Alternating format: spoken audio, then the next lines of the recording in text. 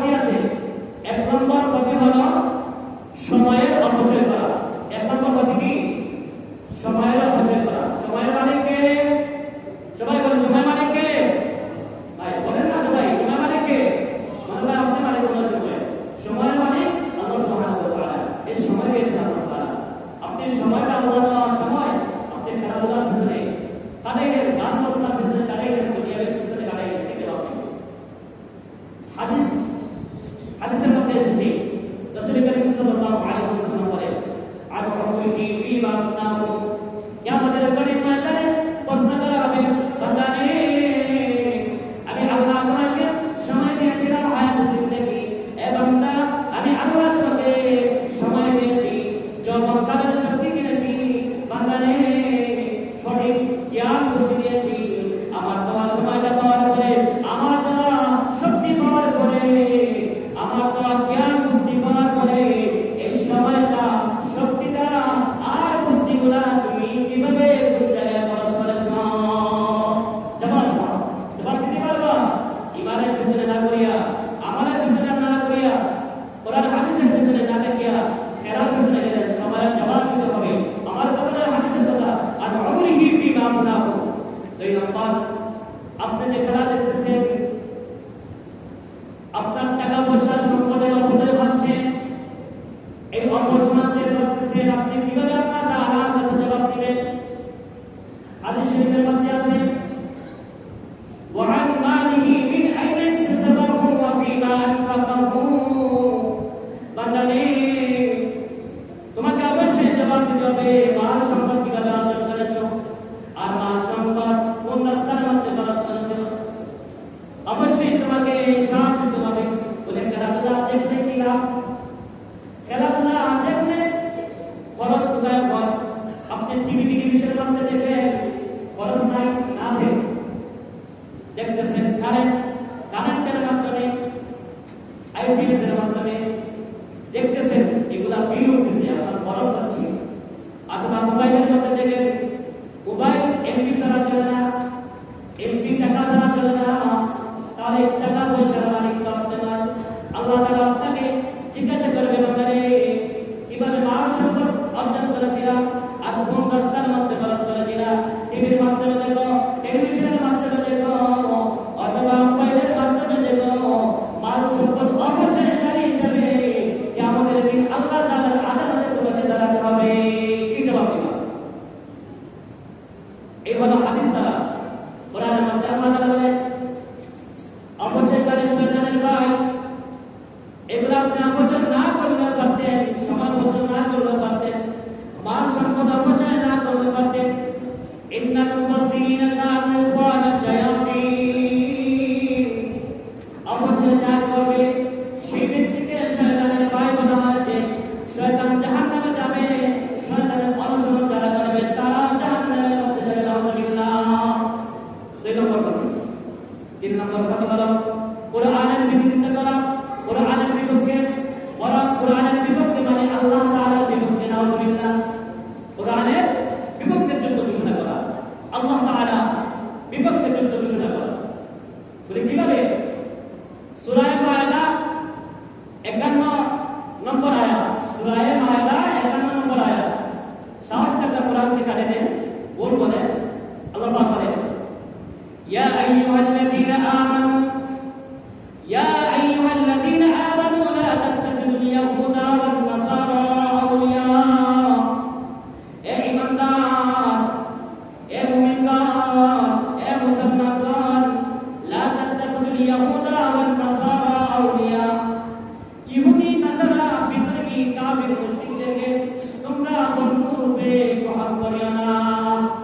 আউলিয়া আউলিয়া বা'দুহুম আলা বা'দ, তারা তো হবে একজন কাফির অপর জন কাফিরের বন্ধু হবে, এক কাফির অপর কাফিরের বন্ধু হবে।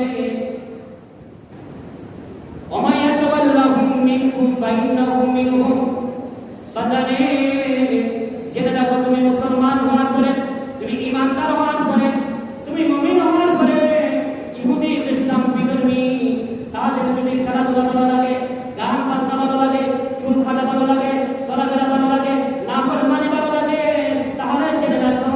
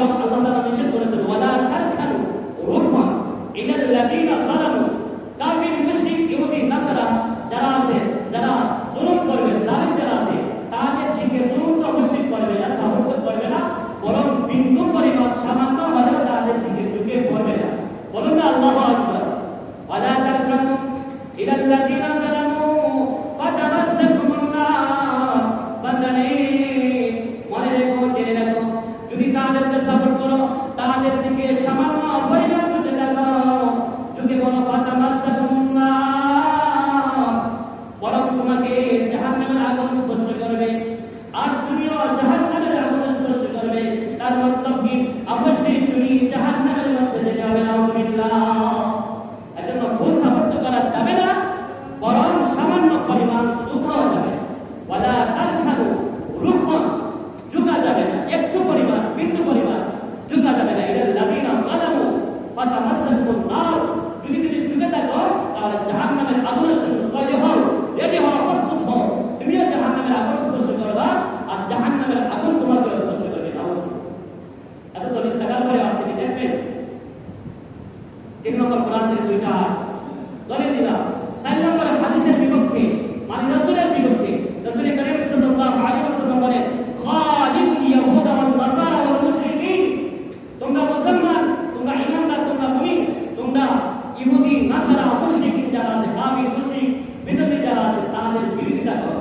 আমরা আজকে বিরোধিতা না করে তাদেরকে বন্ধু বানাইছি, তাদেরকে আমাদের জীবনের আইডল বানাইছি, আইডল বানাইছি। 1 নম্বর।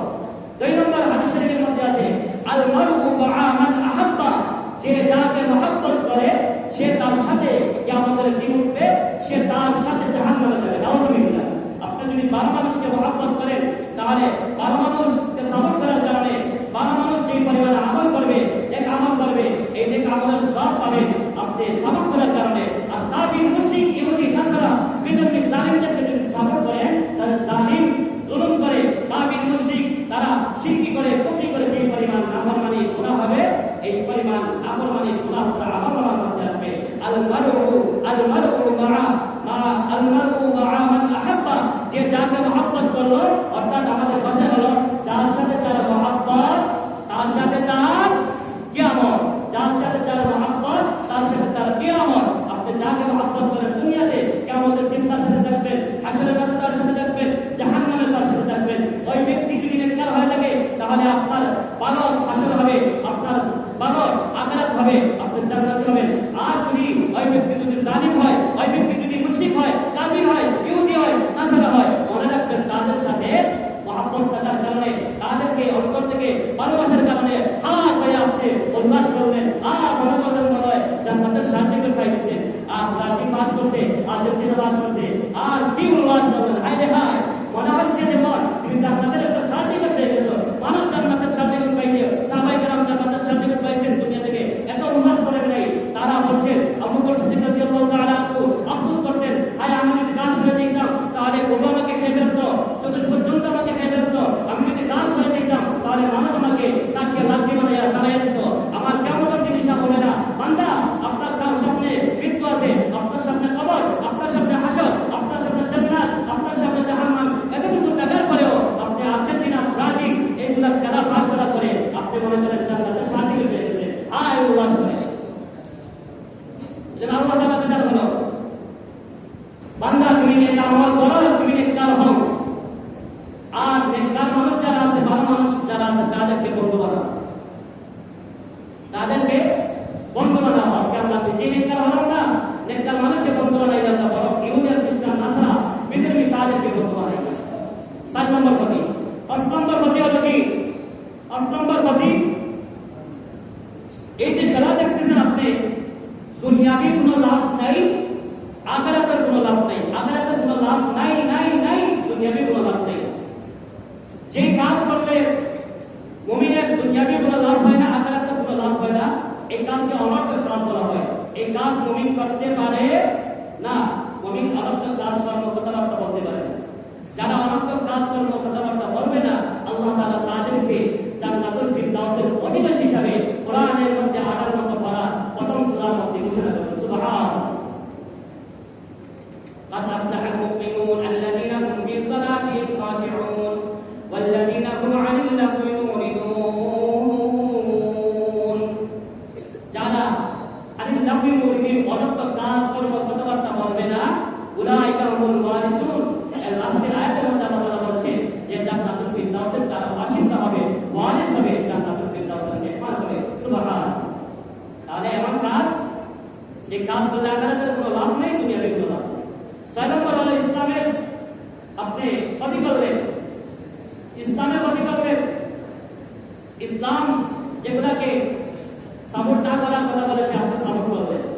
7 নম্বর হলো আপনার ঈমান আর আমলের ক্ষতি করলেন, ঈমান আর আমলের ক্ষতি করলেন। 8 নম্বর আপনি আখিরাতের ক্ষতি করলেন, আখিরাতের ক্ষতি করলেন। এই 8টা ক্ষতি কোরআনের হাদিস থেকে দলিল ভিত্তিক কথা। তারপরেও যদি আমরা দিনে জানে মহব্বত করি, দিনে জানে সাপোর্ট করি, দিনে জানে এগুলা দেখি আর মানি, শেষ পর্যন্ত মনে করেন খেলা শেষ পর্যন্ত বলে হুজুর আপনি যতই খেলা মান করেন না কেন, বিরোধিতা করেন না কেন, কোরআন হাদিস থেকে বলেন না কেন, আমি শেষ পর্যন্ত দেখেই যাবো, সাপোর্টই করবো। তাহলে আপনার যদি এই উদ্দেশ্য থাকে, এমন মনোভাব যদি থাকে আপনার, তাহলে বোঝা যাবে যদি খেলা 19 তারিখ 20 তারিখ এই মাসটা আগামী মাসটা এই বছর হয়, কিয়ামত পর্যন্ত যদি খেলা হয়, আমি কিয়ামত পর্যন্ত খেলা দেখবো, খেলা সাপোর্ট করবো, ইহুদি নাসারা বিধর্মী তাদের সাপোর্ট করবো। আর সাপোর্ট করতে করতে আমি দুনিয়াতে জীবিত থাকবো, সাপোর্ট করতে করতে আমি দুনিয়া থেকে বিদায় নেবো, এই বোঝা যাবে। তাহলে আপনি প্রস্তুত থাকেন। ইয়া আল্লাহ, মুহররম মাস, জুমার দিন, তোমার মেহমান উলামায়ে কেরাম, হাফিজে কোরআন, দ্বীনের দায়ীদেরকে নিয়ে, মুরব্বী বাবাদেরকে নিয়ে, যুবক ভাইদেরকে নিয়ে, মাসুম বেগুনা বাচ্চাদেরকে নিয়ে আপনার কাছে দরখাস্ত, আল্লাহ আমাদের সবাইকে সঠিক বোঝার তৌফিক দান করুন, সঠিক আমল করার তৌফিক দান করুন, হেফাজত করুন, হেদায়েত করুন, সবাই বলে আমিন। আর কোনো কিছু বলার আছে? এজন্য বাইরা আফসোস লাগে, আজকে আমরা জেনারেশন কিন্তু আমরা কোরআন হাদিস জানি না। আমরা যদি যুগে যাই তাহলে এগুলো তো মানা যায় না। তারপরে কত সময় কিন্তু আমরা যারা কোরআন হাদিসের শিক্ষক আছি, আমরা যারা আমাদের পোশাক লেবাস খুবই আমরাও যুগে করেছি। তাই না? তার কথা আগে বলো, আজকে থেকে ফিরে আমরা যখন দেখেছি, আমরা দেখবো না, বরং আজকে থেকে এই মুহূর্তে থেকে আমরা তওবা করব। সবাই তওবা করুন তো ইনশাআল্লাহ। সবাই বলে আস্তাগফিরুল্লাহ, সবাই বলে আস্তাগফিরুল্লাহ, আস্তাগফিরুল্লাহ, ইন্নাল্লাহা গফুরুর রহিম। বান্দা যখন না বুঝিয়া গুনাহ করবে, কাজ করবে, কর্ম করবে, কথা করবে, আর বোঝার পরে জানার পরে যখন ফিরে আসবে, তখন লজ্জিত হবে, শর্মিন্দা হবে, আল্লাহর কাছে মাফ চাইবে। আল্লাহ বলেন, বান্দারে তুমি না বুঝিয়া, না জানিয়া, না দেখিয়া এই গুনার মধ্যে লিপ্ত হয়েছ, নাফরমানের মধ্যে লিপ্ত হয়েছ, শয়তানের কোথায়, দুনিয়ার কোথায়, দুনিয়ার মহব্বতে